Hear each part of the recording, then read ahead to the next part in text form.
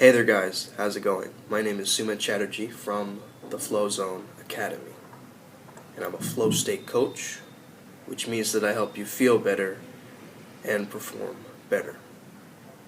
Today I want to talk about the first key that unlocks the Flow Jedi.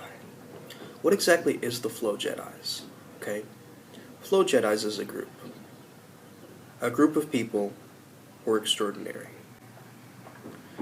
They have an elite set of skills, and they are able to take their personal growth to a whole nother level because they care. They care about the planet, they care about themselves, and they care about transformation. And it comes from the idea of Star Wars, you know how they have the Force. The Force is very, very similar to the flow state. It is this thing that you can't see, you can't touch, but you know that there's a power there, and you know that you can tap into it at any time. So why not cultivate that force and truly be able to optimize it for ourselves in any way that we want? So the first trait, and I'm going to give you different traits in different videos, but this first trait, just understand that this is a state of being and a state of mind. The Flow Jedis is a quality that you have, and that quality has lots and lots of traits. This first trait is about knowing yourself and understanding yourself, also known as self-awareness. Self-awareness breeds self-confidence. Self-awareness breeds self-esteem. Self-awareness breeds self-love. However, understand this, right? How can you love someone that you don't know? Quite difficult, right? How can you be confident about someone or trust someone that you don't know? Same thing. Okay? So this becomes the core. It becomes like a foundation for us where things can grow. It is the fertile soil from which the seeds are planted. And the first seed is one of self-awareness, which gets cultivated and harvested throughout time. You will know when someone has self-awareness because you will see the presence in their eyes. And they will carry an aura of confidence with them. This is not an external power of trying to seek it outside of ourselves. It's a self-confidence, so it is an internal power. And also it has very much to do with overcoming our fears by not being afraid of things, because only when we can experience more of life can we truly understand the power of self-awareness and understanding ourselves. Make yourself your own research project. Make yourself an item in a museum somewhere where you become curious.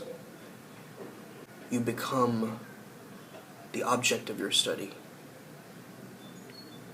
You know how you study a certain subject in school. Why not make yourself the topic of study? The reason that this is such a crucial, I would say crucial trait, is because it allows you to live life to the fullest.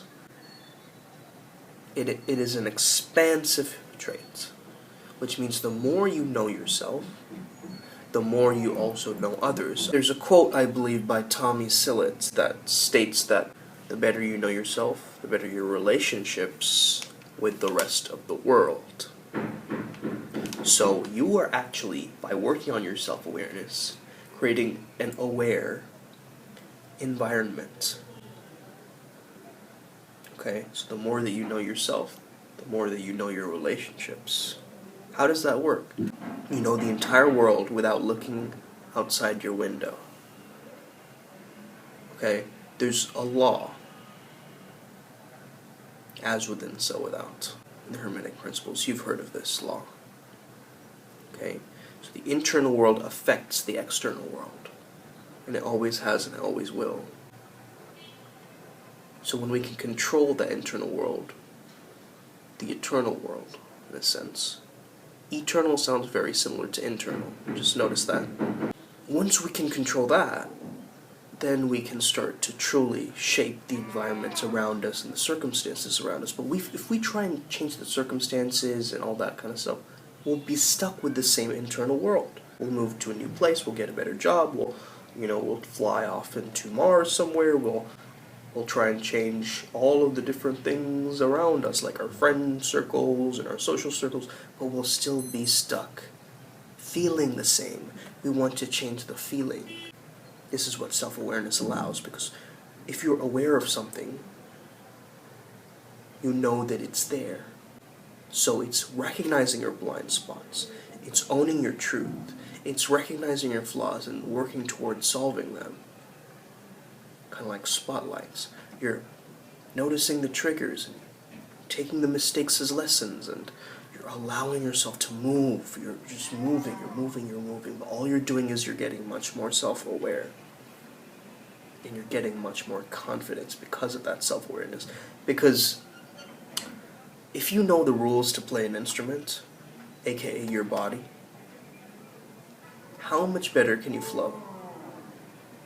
How much better can you improvise and flow with that instrument? A lot better, right? So you gotta know the rules of the human body, of the mind, of philosophy, of the love of wisdom. You gotta know these different subjects, but all you're doing is basic psychology, which is the study of people, the study of yourself. Okay? Self-study. That's what we're truly interested in. You want to incorporate and learn these different traits that I'm telling you in these videos into your personality. Okay, so this is the Sun Tzu quote. I just pulled it up. He said, "If you know the enemy and know yourself, you need not fear the result of 100 battles. If you know yourself, but not the enemy, for every victory gained, you will also suffer a defeat. If you know neither the enemy nor yourself, you will succumb in every battle."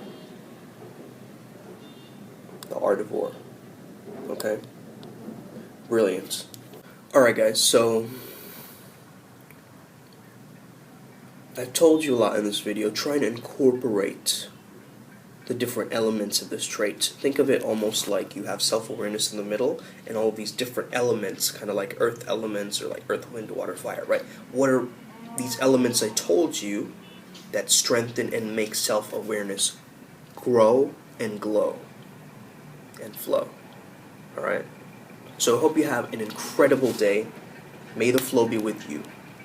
And stay legendary. I'll see you guys next time.